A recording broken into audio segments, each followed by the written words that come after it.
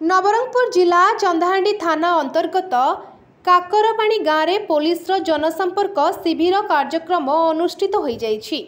जिला अतिरिक्त आरक्षी अधीक्षक विक्की मिश्र अध्यक्षतार अनुष्ठित एही शिविर में रिजर्व निरीक्षक अजय कुमार एक्सा प्रमुख जोगदेइथिले तथा विभिन्न अंचलरू बहु संख्यार जनसाधारण उपस्थित रही उक्त शिविर में जोगदेइथिबा बेले पुलिस प्रशासन पक्षरु अनेक गरीब निरीह लोकमानंकु उपहार सदृश किछि गृह कार्य में व्यवहृत होइथिबा सरंजाम शाढ़ी और कलाकार मानंकु वाद्ययंत्र प्रदान मान करा जाइछि।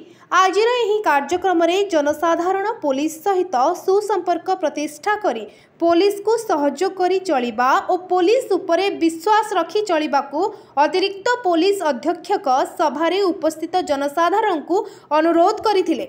तत्सहित पुलिस प्रशासन मध्य साधारण जनता सहित सुसंपर्क प्रतिष्ठा करी सम्मानर सहित सेवा जोगाई देवा नहीं निज वक्तव्य कहिथिले। आजिर एही शिविर रे चंदाहांडी थाना अधिकारी प्रशांत कुमार कोलसा कार्यक्रम परिचालन करथिले। Bureau report focus plus.